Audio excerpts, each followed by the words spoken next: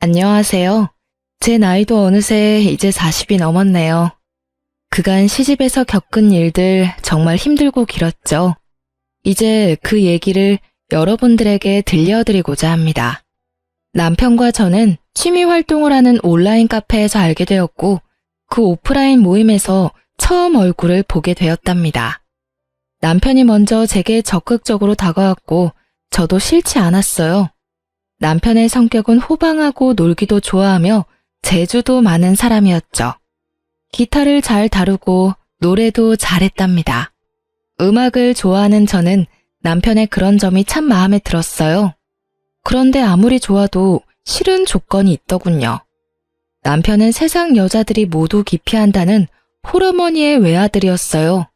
그것도 위로 누나가 셋이나 있는 사람이었죠. 누나들이 모두 잘나가는 커리어 우먼들이라지요. 시아버지는 남편이 중학교 때 돌아가셨다고 들었어요. 가정에 그다지 관심이 없는 분이었고 술과 담배 그리고 여흥을 좋아하셨던 분이라고 하더군요. 재계에서 알아주는 사람이었지만 막판에는 결국 파산을 하셨다고 했어요. 그래서 시어머니가 이를 악물고 돈을 벌었다고 하더군요. 근데 얼마나 악바리로 모으셨는지 남편이 30살쯤 되던 해에는 서울 신촌에 5층짜리 건물을 짓게 되었을 정도로 재산을 모았다는 것이었어요. 시어머니는 게다가 오로지 아들밖에 모르는 사람이라죠. 시어머니가 38세에 낳은 아들이라 얼마나 귀엽게만 키웠을지 짐작이 가더군요. 연애한 지 1년 만에 결혼 이야기가 나왔지만 선뜻 결정이 안 섰어요. 우리가 결혼할 때쯤 시어머니의 나이는 이미 70이 가까웠죠. 비교적 늦게 며느리를 맡게 된 시집에서는 며느리가 어머니를 모시며 같이 살 것을 기정사실화하고 있더라고요. 남편도 그랬고요. 정말 발이 안 떨어지더군요. 제일 걱정거리는 아버지가 일찍 돌아가셨기에 남자가 가정에서 해야 하는 역할에 대한 롤모델이 없다는 것이었어요. 저희 친정은 부유하지는 않지만 단란한 집안이었어요. 아버지가 반듯하시고 엄마도 자애로우셨죠. 그러니까 각자가 가정에서 맡아야 할 역할을 모두 잘하는 그런 집안이었어요. 이런 친정에서 살다가 남편의 적극적인 구애로 영 다른 환경으로 시집을 가게 된 저. 이제 저의 그 험난한 시집살이를 여러분께 낱낱이 들려드릴게요. 시어머니 소유 5층 건물에는 다양한 상가가 입주해 있었는데 그 중에 1층에서 시어머니가 식당을 크게 하고 있었어요. 건물 5층에는 살림집과 사무실이 함께 있었는데 남편이 그 사무실을 차지하고 사업을 하고 있었고요. 시집살이 며칠 만에 벌써 제 심기가 불편한 일이 벌어졌죠. 너는 참 살림을 잘하는구나. 우리 딸들은 영 살림하고는 거리가 멀어. 하긴 걔들이야 공부만 했으니까. 나도 일하면서도 딸들 일 안 시켰어. 참 묘한 뉘앙스가 풍기는 시어머니의 말이었어요. 그러니까 우리 엄마는 저를 살림에 부려먹었다는 건가요? 그리고 시누이들은 공부만 했고 저는 일만 했다는 말로도 들리더라고요. 저도 대학을 나온 사람이었어요. 그냥 살림 참 잘하는구나 까지만 했으면 얼마나 좋았겠어요. 이 말은 저에 대한 말일 뿐만 아니라 우리 부모님에 대한 말이기도 했죠. 기분이 참 나빴답니다. 한마디 할 수밖에 없었죠. 어머니, 저도 친정에서는 손에 물 안 묻히고 공부만 하던 사람이에요. 저희 어머니도 일을 하셨지만 저희들 일 안 시키셨고요. 그렇지만 저희 집에서는 아버지도 가끔 우리 남매가 좋아하는 별식을 만들어 주시기도 하세요. 다들 기초적인 집안일 정도는 엄마가 아니더라도 할 수 있게끔 키워주셨어요. 제 말대꾸가 불만인지 시어머니가 꽁얼꽁얼 거리더군요. 시집 온 지 며칠 만에 기분이 제대로 상한 저는 퇴근한 남편을 붙잡고 어머니가 이러저러한 말씀을 하시더라 기분이 좋지 않았다 라고 말을 했죠. 하지만 남편은 그게 무슨 문제인지 모르겠다는 듯 어리둥절하다가 그저 웃고 말더라고요. 그리고 시아버지가 남편이 중학교 때 돌아가셨기에 가장의 역할이 뭔지 알지 못할 거라는 저의 걱정은 그대로 들어맞고 있었어요. 남편은 가정이 어떻게 돌아가고 있는지 관심이 1도 없더라고요. 철저히 공과 사를 구별하는 사람이었고 절대적으로 공을 앞세우는 사람이었죠. 회사 일 밖에는 모든 일이 안중에 없더라고요. 남들은 제가 시어머니가 건물주인 부잣집으로 시집을 갔다고 부러워했죠. 하지만 건물 한 채가 아니라 10채가 있으면 뭘 하나요? 시어머니는 정말 돈을 안 쓰는 구두쇠 중에 구두쇠였답니다. 아주 기초적인 생활비만 주곤 했어요. 제 용돈 같은 것을 따로 기대할 수도 없었죠.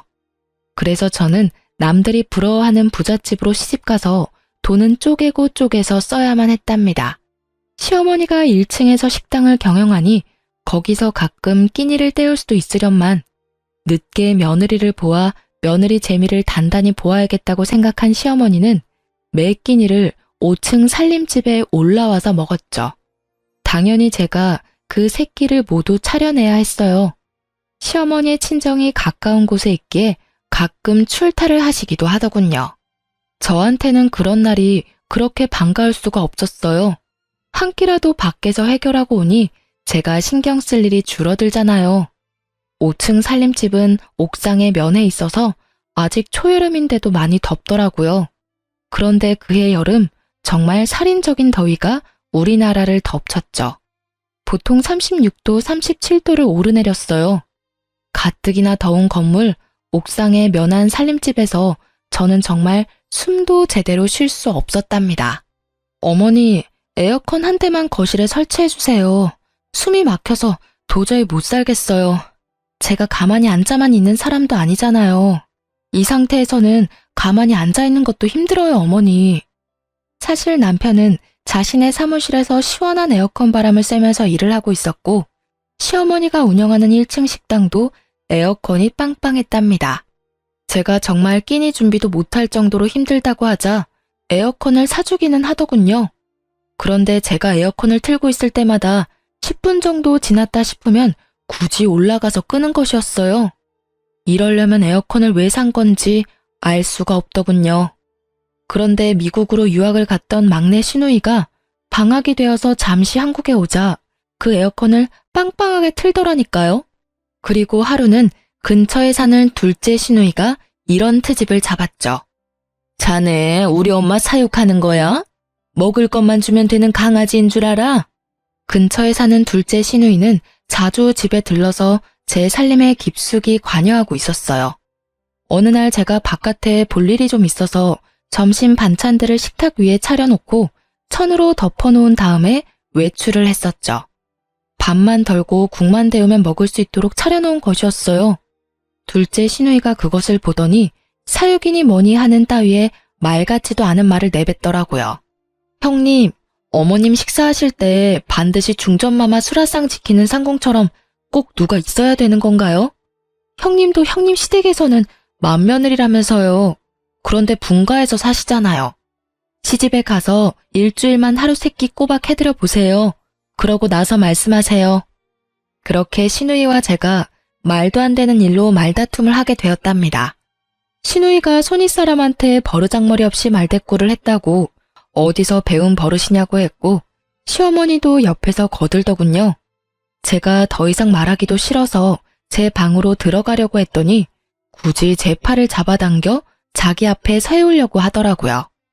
뿌리치는 과정에서 제 손이 시누이의 팔을 살짝 쳐냈거든요.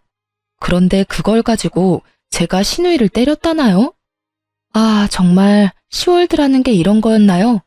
마음속에서 못 살겠다, 아니 안 살 거야 소리가 하루에도 몇 번씩 들리곤 했어요.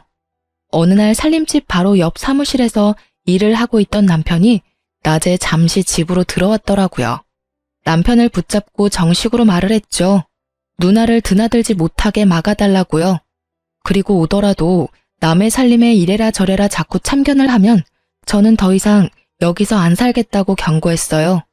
그런데 도리어 남편은 제게 경고를 하더라고요. 뭐? 누나더러 집에 오지 말라고 하라고? 여기가 누나한테 왜 남의 집이야? 참나, 남의 살림이라고? 그리고 누나한테 들으니 당신이 누나를 때렸다면서? 손이 시누이를 때려? 어디서 배워먹은 버릇이야. 안 살고 싶으면 지금 당장이라도 나가. 살지 말라고. 그 순간 쨍그랑 소리가 들렸답니다. 유리가 바스라지는 소리였죠. 벽에 걸려있는 액자를 남편이 주먹으로 쳐서 깨트린 것이었어요. 집안에 관심이 요만큼도 없는 남편이었지만 자기 식구 욕하는 것은 참을 수가 없었던 모양이더군요. 그렇게 저와 남편 그리고 시누이 사이는 결코 가까워질 수 없는 사이가 되었죠. 거기다가 시어머니는 가까운 시장에 가든 먼 지방에 가든 저를 꼭 수행 비서처럼 데리고 다니길 좋아했어요. 제 일정도 있고 저도 밖에서 다른 약속도 잡을 수 있는 사람인데 결코 그런 배려 없이 바로 30분 전에 이야기하고서는 꼭 같이 가야 한다고 통보하는 것이었죠. 어머니, 저도 만날 사람도 있고 밖에서 봐야 할 일도 있어요. 적어도 이틀 전에는 어딜 가야 된다고 말씀을 좀 주세요. 그래야 저도 일정 조절을 하죠. 뭘 안다고 약속을 만들고 다니니? 우리 딸들이야 밖에서 일을 하고 있으니 그렇다 치자. 너는 집에만 들어앉아 있으면서 밖에서 할 일이 뭐가 있어? 뿐만 아니라 시어머니는 이미 결혼을 한 아들의 속옷까지 여전히 직접 챙기더군요. 아침에 출근을 할 때는 이거 입혀라 저거 입혀라 하면서 남편의 옷을 골라주는 일에까지 여전히 손을 떼지 않고 있었어요. 도무지 경우라는 것이 통하지 않는 곳이 제가 속한 시월드였죠. 도대체 세상에 하나밖에 없는 외며느리한테 이렇게 해서 나중에 무슨 대접을 받으려고 그러나 싶은 생각이 들었어요. 그리고 우리 친정에 대해서는 무시하는 태도로 일관하더군요. 시집간 첫 해, 첫 명절날 친정에 가져다 주라고 선물을 내미는데 남의 명함이 떡하니 붙어있는 보기에도 초라한 싸구려 인삼 상자였어요. 그러니까 남한테 받은 선물을 명함도 안 떼고 있다가 그걸 우리 친정집에 갖다 주라는 것이었죠. 그거 가지고 당신도 나가. 보기 싫으니까 가지고 꺼지라고. 남편에게 그 선물을 집어 던지면서 화풀이를 했어요. 한바탕 싸움이 됐죠. 남편은 도대체 그게 무슨 문제냐며 제게 따지더라고요. 더 이상 남편에게 말을 해봤자 제 입만 아플 것 같아서 그만두고 그 선물을 쓰레기통에 던져버렸죠. 친정에서는 여동생에게 과일 상자를 직접 들려서 보내셨더라고요. 여동생이 저와 한 해 차이로 결혼을 했는데 바로 아이가 들어서서 배가 많이 부른 상태였어요. 하지만 앉으라는 말 한마디, 차 한 잔 대접이 없더군요. 제가 알아서 한 상 거하게 차려 여동생을 대접해 보냈죠. 그리고 다음번 시누이가 왔을 때 차 한 잔도 과일 한 쪽도 내놓지 않았답니다. 알아서 찾아 끓여 먹던 깎아 먹던 신경 쓰지 않았죠. 그리고 시모와 시누는 정말 제가 싫어하는 얌체짓도 했죠. 친정엄마가 저 힘들다고 이것저것 해주신 밑반찬을 시모가 말도 없이 시누이한테 가져가라며 챙겨주더라고요. 정말 때려주고 싶도록 밉더군요. 엄마, 이제부터는 절대로 우리 집에 보낼 반찬 만들지 마. 시누이인지 뭔지가 다 가져다 먹는단 말이야. 엄마가 얼마나 없는 시간 내서 정성 들여 만든 건데 나 아깝고 분해 죽겠어. 친정엄마는 좀 더 많이 만들어 보내주시겠다고 했지만 제가 굳이 하지 말라고 했죠. 이혼이라는 단어가 머릿속에 왔다 갔다 하기 시작했어요. 물론 그렇게 된 데에는 남편의 태도도 한몫했답니다. 도대체 그 회사는 일은 안 하고 회식만 하는지 매일 회식을 핑계 삼아 술이 머리 꼭대기까지 차서 귀가하는 것이었어요. 귀가하는 시간도 밤 12시를 넘기는 것은 기본이고 심지어 술에 취해 건물 계단에서 자다가 관리인이 떠엎고 들어오는 일도 부지기수였답니다. 건물에 입주해 있는 상가 상인들이 남편에 대해서 알코올 중독자니 뭐니 하는 소리들을 입에 담고 있었죠. 그런데 남편에게는 그런 소리도 들리지 않는 것 같았죠. 정말 남 보기에도 창피했어요. 그런 남편에게 정말 정식으로 제 입장을 이야기해야겠다고 생각하고 오늘은 제발 일찍 들어오라고 부탁했죠.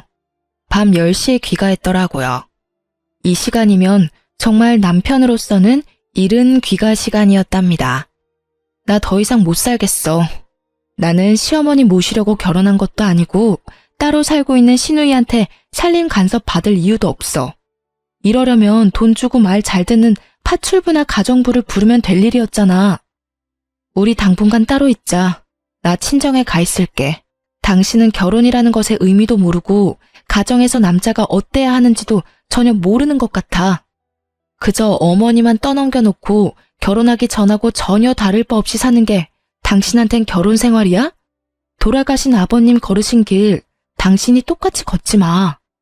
그리고 저는 필요한 짐들을 챙겨서 친정으로 가버렸답니다.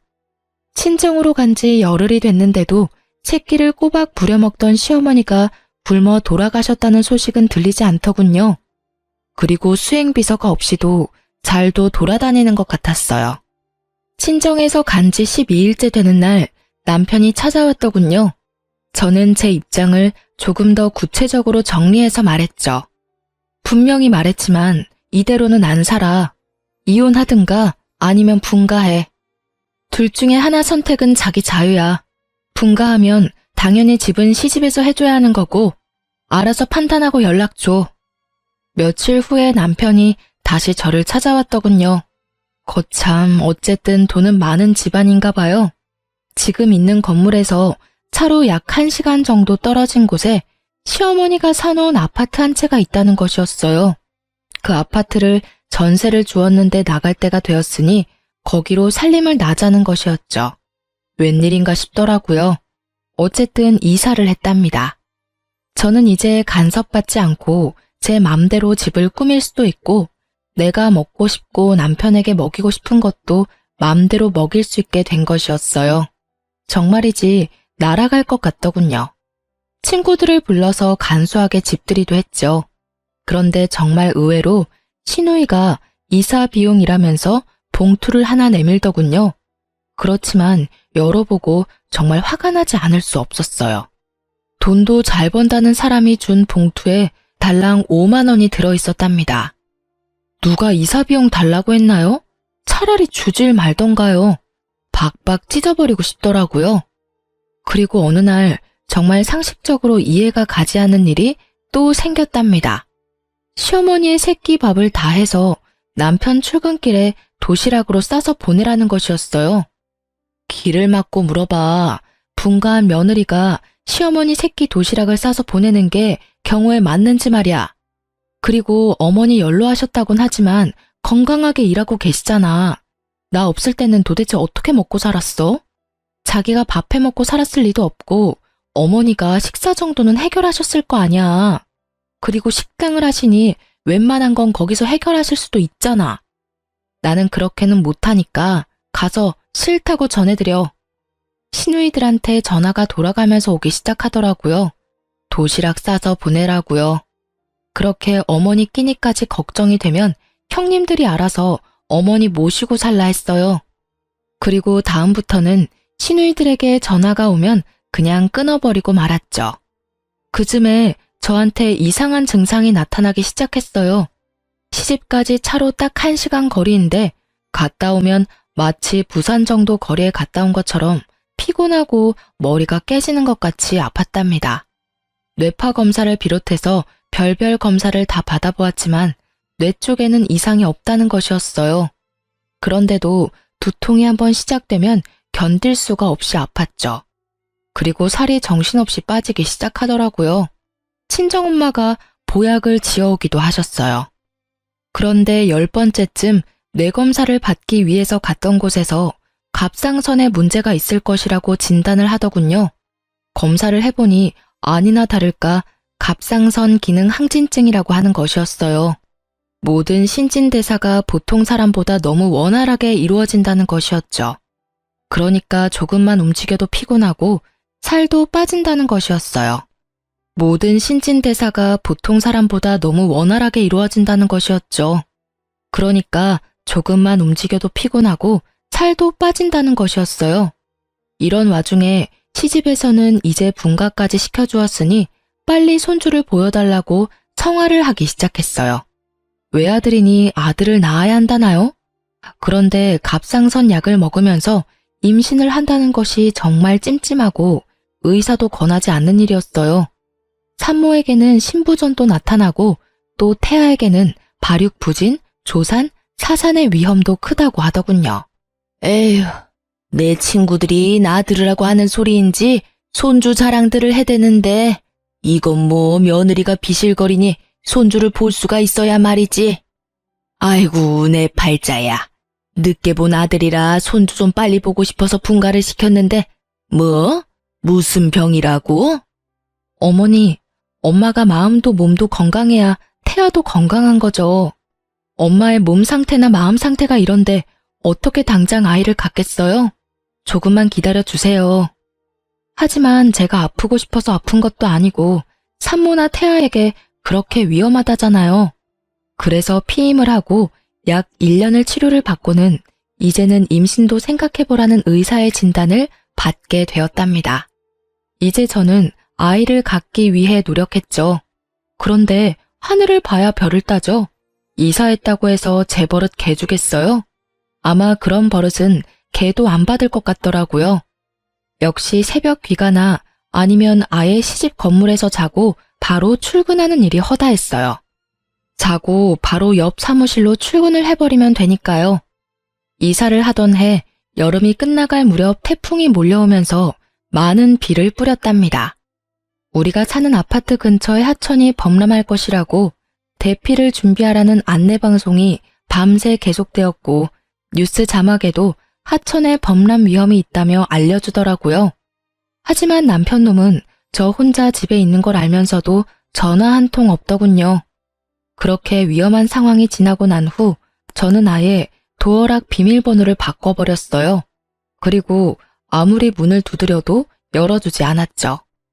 이런 상황인데 손주를 빨리 내놓으라니 도대체 황당하기 이를 데가 없었답니다.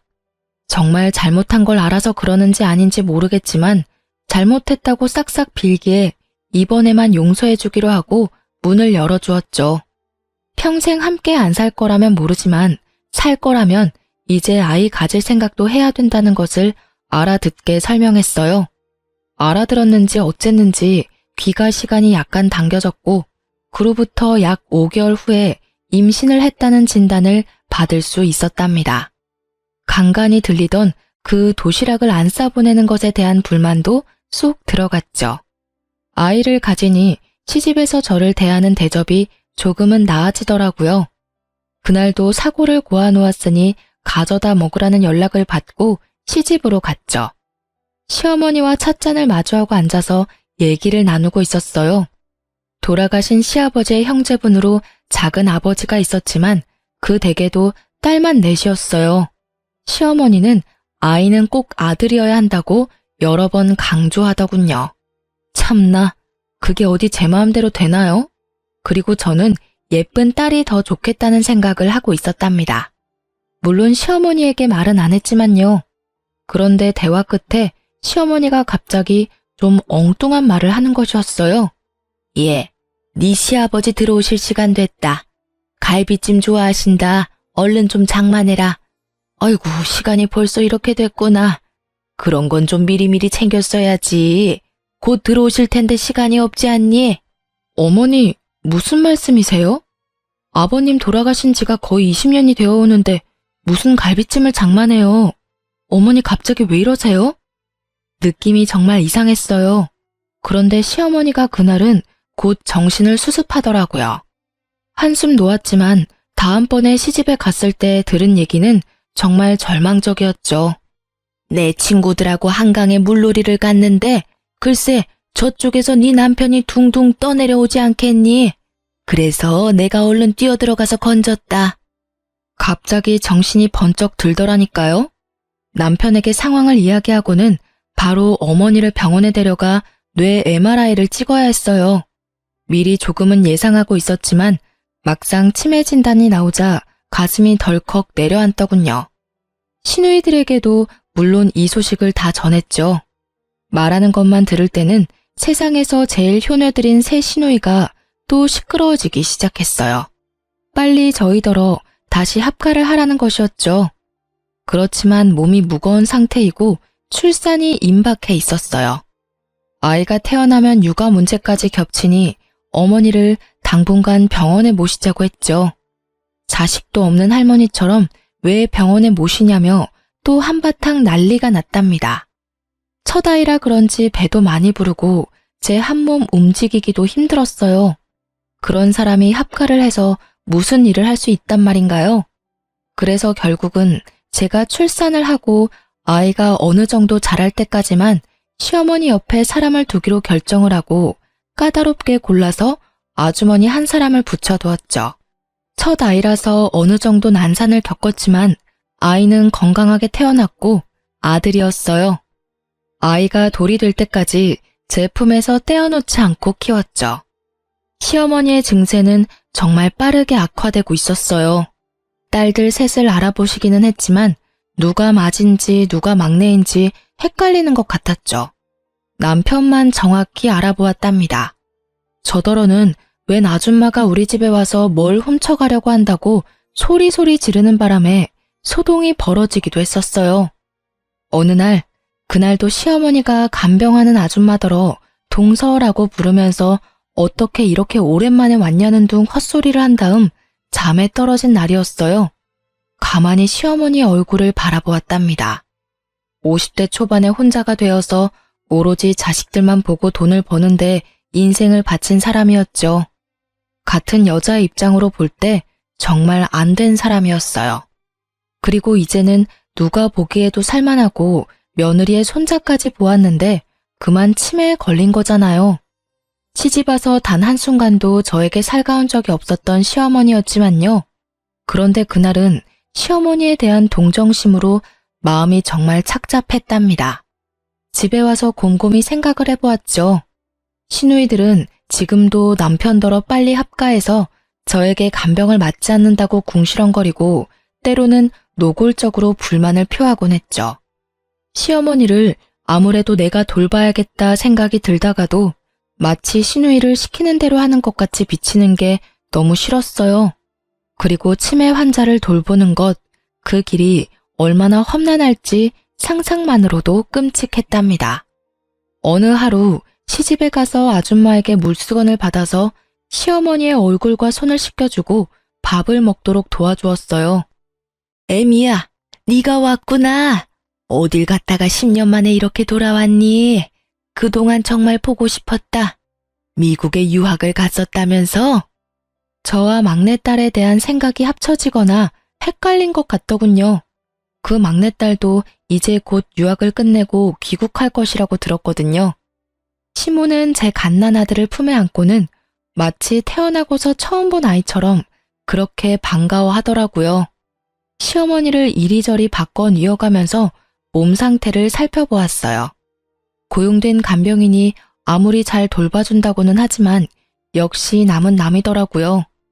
욕창이 어느 정도 와 있었고 몸 구석구석이 깔끔하지는 않더군요. 저는 그 순간 제 인생 전체를 내던져 버릴 수도 있는 결심을 했답니다. 제가 어머니를 떠맡기로요. 남편한테 제 심정을 말하고는 분가에서 살고 있던 집을 정리해서 시집 건물로 다시 들어왔답니다. 아이를 친정에 맡겼고 친정엄마가 며칠에 한 번씩 아이를 데리고 시집으로 찾아와 주셨어요. 시누이들이 또 극성을 떨기 시작하더군요. 돌아가면서 찾아와서는 어머니가 좀 정신이 있다 싶을 때 엄청 극진하게 대하는 것이었어요. 그럴 때는 저를 옆으로 밀어내더라고요. 속셈은 아주 뻔했죠. 어머니가 정신이 있을 때 어떻게든 상속에 대하여 자신들에게 유리하게 해놓으려는 것이었어요. 그리고 어머니가 영 정신이 없다 싶으면 또 저에게 이것저것 트집을 잡아 잔소리를 하는 거였죠. 그렇게 마음에 안 들면 형님이 모셔가세요. 나 안 말려요. 지금 모셔가실래요? 큰형님이 먼저 모셔가시겠어요? 저는 실제로 주섬주섬 시어머니의 짐을 쌌어요. 큰 시누이가 와서 하도 이건 이래라 저건 저래라 잔소리를 하기에 한번 해본 짓이었답니다.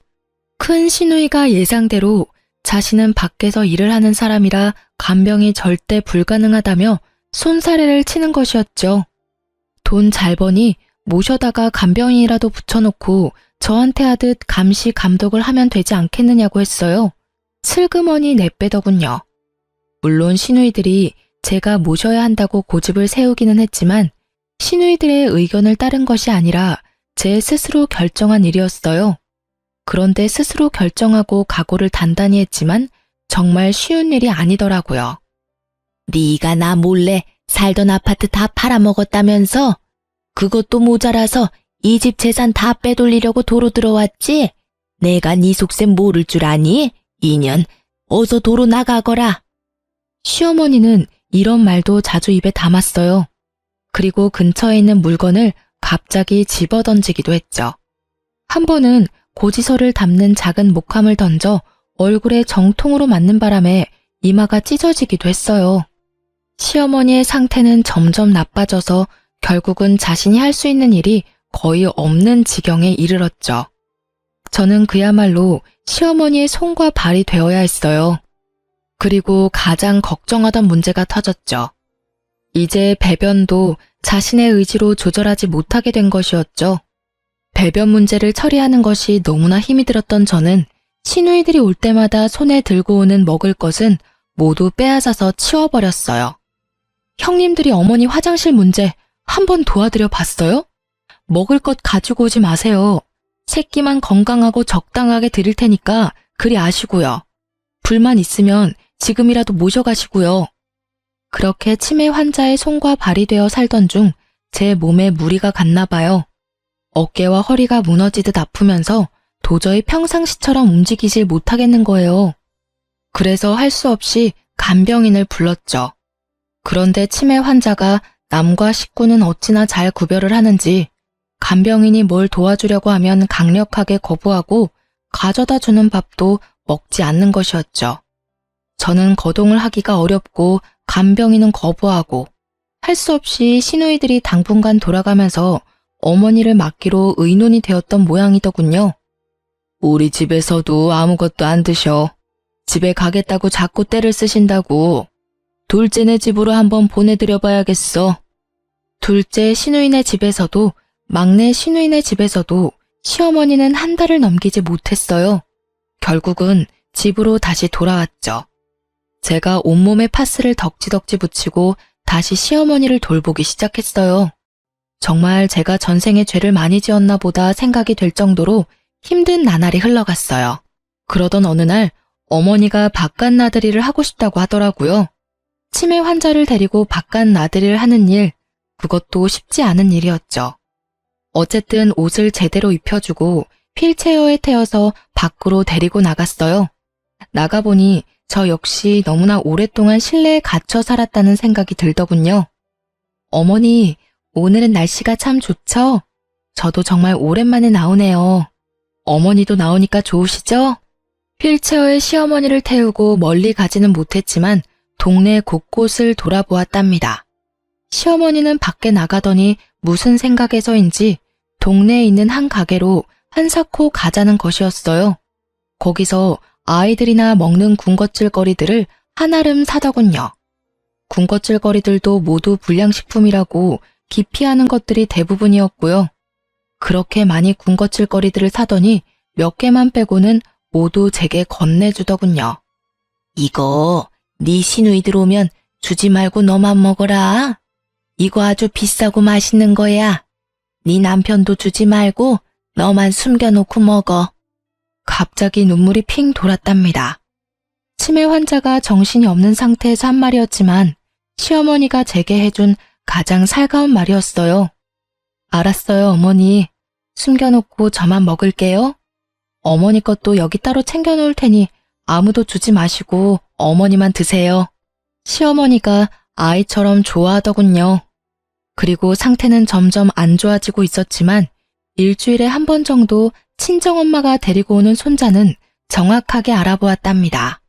그리고 제 아이를 보면 거의 울먹이면서 반가워하곤 했죠. 어느새 시어머니는 제게 조금씩 살가워지고 있었고 저는 시간이 갈수록 나빠지는 시어머니 상태에 동정심을 지나서 마치 우리 엄마가 어디가 아픈 듯 마음 한구석이 아파오기 시작했답니다. 남편 없이 오로지 자식들만 보고 악착같이 돈을 벌며 살았던 어머니였지만 자식들은 정말 아무 소용이 없더군요. 하루 24시간을 꼬박 같이 어머니에게 매여서 제 생활은 없었어요. 남편놈은 여전히 예전과 똑같이 어머니만 저한테 맡겨놓은 채 아들로도 남편으로도 그리고 아버지로서도 아무짝에도 쓸모가 없었죠. 그렇게 모진 세월이 흘렀답니다. 시누이들이 자주 들르긴 했지만 오락가락하는 어머니를 붙잡고 이젠 아주 노골적으로 상속에 대한 이야기를 입에 담더군요. 상속 문제에 대해서는 남편도 적극적으로 끼어들었죠. 제 눈에는 모두 아무짝에도 쓸모없는 사람들로 보였어요. 그런데 시어머니는 그렇게 정신이 없는 와중에도 재산권은 꼭 쥐고 놓지 않았어요. 그렇게 시어머니를 모신 지 9년째가 되던 어느 봄날이었답니다. 시어머니가 갑자기 밖으로 봄놀이를 가자는 것이었어요. 그러면서 옷을 까다롭게 고르기 시작하더라고요. 몇 번을 입었다 벗었다 하면서 마음에 드는 고운 옷을 찾아내어 입혀달라더군요. 어디로 가고 싶은지를 물었더니 시아버지 산소에 가자는 것이었어요. 시아버지의 산소는 서울 근교의 공원 묘지에 있었거든요. 거기까지는 먼 길이었고 꼭 차량이 필요했어요. 남편더러 운전을 해달라고 했더니 회사 일 때문에 시간이 없다면서 차 키만 던져주더군요. 애미야, 네 시아버지가 외로우시단다. 내가 가서 좀 놀아드려야겠다. 애미 너도 네 시아버지 본 적 없지? 같이 놀러 가련? 산소에야 자주 찾아갔었죠. 갑자기 아버님이 보고 싶으신 거예요? 아버님이 꿈에라도 보이시든가요? 한번 외출을 하려면 그 준비 과정부터 장난이 아니었지만 간신히 차에 태워 시아버지 산소로 데려갔죠. 시아버지 산소 앞에서 시어머니가 눈물을 보이더군요. 한동안 아무 말도 없이 눈물을 보이고 있던 시어머니가 말했어요. 애미야, 네 아버지가 너더러 고생 많이 했단다. 그래서 이젠 당신이 나를 돌봐주겠대. 그리고 나한테 잘못했다는 말도 하더라. 하긴 이 양반이 나한테 잘못한 것이 많기는 하지. 참 어머니도 돌아가신 양반이 무슨 말씀을 하실 수 있다고 어머니를 돌봐주신다고 하신대요. 거기다가 잘못했다는 말씀까지 하셨다고요? 어머니, 밖에 너무 오래 계셨어요. 아직은 쌀쌀해요. 오늘은 이만 집에 가시고 다음에 또 바깥 구경 시켜드릴게요. 그렇게 시아버지의 산소에 갔다가 집으로 돌아왔죠. 피곤했는지 시어머니가 오자마자 잠에 떨어지더군요. 늘 하던 대로 다음날 아침에 물수건을 먼저 준비해서 씻겨주려고 방으로 들어갔어요. 그런데 시어머니는 아직 자고 있는 것 같았어요. 치매 환자들이 모두 그러는지 어머니만 그러는지 알 수 없었지만 우리 시어머니 경우에는 새벽같이 일어나서 배고프니 밥 달라고 소리소리 지르면서 저를 부르는 경우가 많았답니다. 그런데 오늘은 그러지도 않고 그냥 잠만 자고 있었어요. 어제 많이 피곤했나 보다 생각하고 물수건으로 어머니의 손을 씻기려는 순간 직감적으로 일을 당했다는 것을 느낄 수 있었답니다. 그 전날도 술에 취해 늦게 들어왔던 남편이 아직 자고 있었기에 고래고래 소리를 질러서 남편을 불렀어요. 제 소리가 심상치 않았는지 남편이 얼른 달려오더군요. 곧 119 구급대가 출동했고 어머니가 병원으로 이송되었어요. 병원에서 어머니가 세상을 뜬 지 이미 서너 시간이 지났다는 것을 확인해 주더군요. 제 입에서 저도 모를 통곡 소리가 튀어나왔어요. 내가 어머니 모시기가 너무 힘들어서 빨리 돌아가시라고 마음속으로 빌기도 많이 빌었어요. 죄송해요, 정말. 제가 잘못했어요. 제가 잘못했다고요, 어머니. 시누이들도 곧 병원으로 몰려들었고 사흘간의 작별의식이 끝난 다음 시아버지 산소에 합장시켜 주었답니다. 그렇게 장장 9년에 걸친 치매 환자와의 투쟁이 끝났지만 마음은 허전하기 그지없더군요. 비록 정신이 있을 때나 없을 때나 저한테 모진 말을 퍼붓기도 한 미운 시어머니였지만 빈자리가 왜 이리 큰지요. 며칠을 그렇게 허망한 상태에서 지내던 어느 날 시댁 작은아버지가 웬 신사 하나와 같이 집에 들어서더군요. 애미야, 네 시어머니께서 살아생전에 나를 시켜 이 변호사분한테 재산에 관한 유언의 공증을 맡기셨다. 그걸 집행하러 온 거야. 그 변호사분이 공개하는 어머니의 유언은 정말 의외의 것이었어요. 건물과 우리가 살던 아파트, 그리고 서울에 있던 땅까지 모두 저에게 상속한다는 내용이었죠. 정말 놀랄 수밖에 없었습니다.